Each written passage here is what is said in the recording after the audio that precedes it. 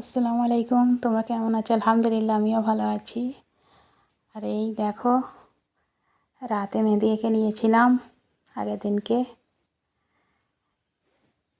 মেহেদিটা কেমন হয়েছে আমাকে কমেন্ট করে জানাবে। আর এই তোমার দাদাভাই আমার জন্য চুড়ি নিয়ে এসেছে, চুড়িগুলো পরিয়ে দিচ্ছে। দেখো কেমন হয়েছে চুড়িগুলো।